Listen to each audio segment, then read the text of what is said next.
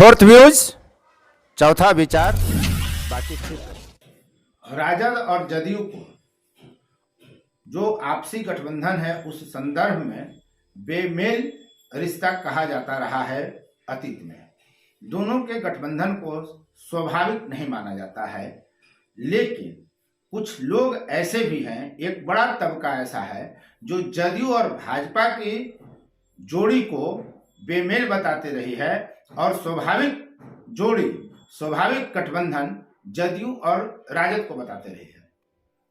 लेकिन विचित्र विडंबना देखिए इन लोगों की कि नीतीश कुमार जो देश का नेतृत्व करने के लिए भाजपा छोड़कर राजद से जुड़े और राजद उनको बार बार कहते रहे कि आप बिहार छोड़िए और देश देखिए, आज दोनों के बीच काफी गहरी ठन गई है और स्थिति यह है कि दोनों अब एक दूसरे के खिलाफ प्रत्याशी उतारेंगे, दोनों एक दूसरे को राजनीतिक मोर्चे पर गलियाएंगे, विरोध करेंगे। है ना विचित्र स्थिति?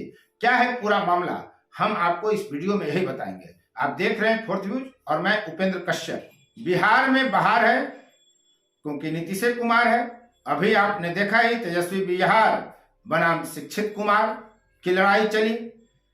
इसके पहले रामचरितमानस, कृषि विभाग को लेकर पूर्व कृषि मंत्री का बयान, यानी एक मामला ठंडा नहीं होता कि दूसरा मामला गर्म हो जाता है और यह बात छनकर बाहर आती है कि महागठबंधन में चाहे दावे जितने किए जाएं, लेकिन वास्तविकता यही है कि सब कुछ सामान्य नहीं है। दोनों जो प्रमुख गठबंधन के महागठबंधन के दल हैं, राजद और जदयू, दोनों में पटरी नहीं बैठ रही। दोनों की पटरी दो दिशा में जाती हुई दिख रही है। यह और बात है कि उस पर ट्रेन चल रही है। यह ट्रेन जो सरकार है कितनी दूर तक जाएगी कोई नहीं जानता। एक बाएं दिशा जा रही है पटरी तो दूसरी पटरी दाहिनी तरफ जा रही है। अभी कितनी लंबी दूरी पर ट्रेन एक्सीडेंट कर जाएगा कोई नहीं जानता। खुद राजद के लोगों को भी भरोसा नहीं है कि नीतीश कुमार कब पलटी मार देंगे और भाजपा को भी उम्मीद नहीं है कि वो कब पलटी मार के चले आएंगे। शायद नीतीश कुमार के इर्द गिर्द रहने वाले नेताओं को भी अभी अनुमान नहीं होगा कि नीतीश कितने दिन महागठबंधन में बने रहेंगे, राजद के साथ चलेंगे। इन तमाम चर्चाओं के बीच अब स्थिति ऐसी हो गई है कि दोनों एक दूसरे के खिलाफ प्रवचन देंगे। जी हाँ, राजनीतिक मंच पर जो बोलते हैं प्रवचन उसे आप कह सकते हैं, चूंकि बात सुनकर इस कान से उस कान निकाल देने वाली ही अब राजनीति में रह गई है। तो दोनों एक दूसरे के खिलाफ बोलेंगे, दोनों एक दूसरे की आलोचना करेंगे, दोनों एक दूसरे के खिलाफ फाइट करेंगे। क्या कुछ होगा? नागालैंड की भूमि क्या बैटल फील्ड बन जाएगी महागठबंधन के दो दलों के लिए, जहां राजद ने ऐलान कर दिया है कि वो विधानसभा का चुनाव लड़ेगी। नागालैंड में 60 सीट है और 27 फरवरी को वहां चुनाव होना है, 2 मार्च को वहां परिणाम घोषित होगा। इस बीच जो नागालैंड के प्रभारी हैं राजद के, श्याम रजक, उन्होंने चुनाव लड़ने की घोषणा कर दी है। अलबत्ता यह नहीं बताया गया है कि कितनी सीटों पर राजद वहां चुनाव लड़ेगी। यह स्थिति है। जदयू के प्रदेश अध्यक्ष हैं उमेश कुशवाहा। उन्होंने कहा कि राष्ट्रीय कमेटी यह बता पाएगी कि राजद के साथ मिलकर हम नागालैंड में चुनाव लड़ेंगे या नहीं, यानी अलग अलग लड़ेंगे। कितनी सीटों पर चुनाव लड़ेंगे यह भी अभी तय नहीं हुआ है, जैसा कि जदयू के प्रदेश अध्यक्ष उमेश कुशवाहा ने कहा। अब एक स्थिति तो स्पष्ट है लगभग कि राजद और जदयू दोनों नागालैंड की जमीन पर लड़ाई करेंगे, आमने सामने रहेंगे, दोस्ताना संबंध रहेगा। अभी इसमें तय नहीं है, लेकिन जो नेता कह रहे हैं, पार्टियों से जुड़े नेता, उनका साफ कहना है कि दोस्ती बिहार में है, बिहार के बाहर नहीं।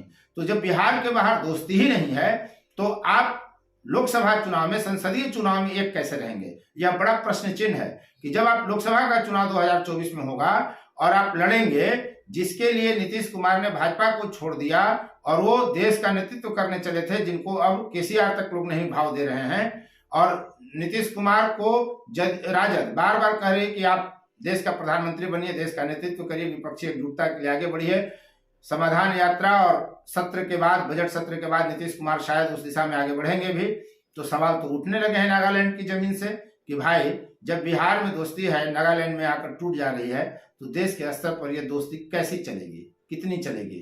तो हम नागालैंड की बात कर रहे हैं। इसमें सबसे मजेदार चुटकी प्रतिपक्ष के जो नेता है भाजपा के विजय कुमार सिन्हा, उन्होंने ली। नेता तो चुप रहेंगे नहीं, मौका मिला नहीं कि छुट्टी काट देना है, कुछ ना कुछ बोल देना है। उन्होंने कहा कि बिहार में अपने बलबूते जो चुनाव नहीं लड़ पाते, वो चुनाव के नाम पर तहसीलदारी करने के लिए ये सब कर रहे हैं। यानी राजद और जदयू दोनों नागालैंड में टिकट बेचेंगे, और स्पष्ट रूप से शायद उनका ऐसा ही कहना है। तो इस तरह के आरोप पहले भी विभिन्न पार्टियों पर लगते रहे, विभिन्न भाजपा तक पर यह आरोप लगते रहा है कि टिकट बेचा जा रहा है। तो विजय कुमार सिन्हा का कहना है कि राजद जो है जदयू को पीछे छोड़ना चाहती है। सीट के मामले में राजद आगे है, लेकिन राजद की महत्वाकांक्षाएं क्यों रुकने वाली है भला, और क्यों रोकी जानी चाहिए अपनी महत्वाकांक्षाएं? राजद राष्ट्रीय पार्टी बनने की तरफ बढ़ना चाह रही है। वो चाहती है कि हम राष्ट्रीय पार्टी बने। राष्ट्रीय पार्टी बनने के अपने कई तरह के लाभ होते हैं। तो राजद शायद अब नागालैंड से पीछे नहीं जाने जा रही है, नागालैंड में वो चुनाव लड़ेगी। विचित्र स्थिति है। आपको बता दें कि 2018 में जब नागालैंड में चुनाव हुआ था तो जदयू ने 13 प्रत्याशी मैदान में उतारे थे। जैसा कि राजद अब कह भी रही है कि भाई हम तो वहां पहले से चुनाव लड़ते रहे हैं, पहले भी हमारे विधायक वहां रहे हैं। तो 2018 में यानी बीते विधानसभा के चुनाव में 13 प्रत्याशी जदयू ने उतारे थे, जिसमें 1 पर जीत हुई थी और 12 पर हार। स्वाभाविक है कि तमाम कई सीटों पर तो जमानत तक नहीं बची थी जदयू की, और जो विधायक उनका जीता था जदयू का, वो भी भाजपा में शामिल हो गया था। तो आने वाले समय में क्या कुछ होगा? राजद की तरफ से सूचनाएं ये निकल कर आ रही हैं कि राजद नागालैंड के 11 सीटों पर अपना प्रत्याशी उतारेगी। तो आप देखिए कि बिहार में कैसे एकजुटता का प्रदर्शन किया जा रहा है, जबकि तमाम तरह के विरोधाभासी बयान, विरोधाभासी गतिविधियां सामने आ रही हैं। टकराव जब तब सामने आते रहता है, लगता है जैसे किसी चीज का पोल खुल रहा है, रहस्य पर से पर्दा उठ रहा है, उस तरह से बयानबाजियां की जाती हैं। आप ताजा बयान भी देख सकते हैं। कार्रवाई के मामले में नीतीश कुमार नतमस्तक हो गए हैं राजद के सामने। जदयू कह रही है कि मामला राजद का है, तो राजद समझे कि वो कैसे कार्रवाई चंद्रशेखर पर करेगी, कैसे कार्रवाई वो सुधाकर सिंह पर करेगी। तो ऐसी स्थिति बन गई है। तो बड़ा दिलचस्प ये वाकया चला आ रहा है कि कैसे इन लोगों का महागठबंधन चल रहा है, ये आप देख रहे हैं। और इस वीडियो के बाद हम आपको एक वीडियो दिखलाएंगे कि देश के चुनिंदा 2 पत्रकार, जो बड़े प्रतिष्ठित पत्रकार हैं और ये माने जाते हैं वैचारिक धरातल पर कि दोनों की वैचारिक भूमि लगभग एक सी है, दोनों महागठबंधन की राजनीति के साथ खड़े अपने को मानते हैं और लोग समझते हैं इनके बारे में कि दोनों कहीं ना कहीं गैर बीजेपी विचारधारा को सपोर्ट करते हैं, गैर बीजेपी विचारधारा को वे अपनाते हैं और उसको प्रमोट भी करते हैं, उसको प्रशंसा करते हैं। तो उन दोनों की बातचीत हम आपको सुनवाएंगे कि आखिर भाजपा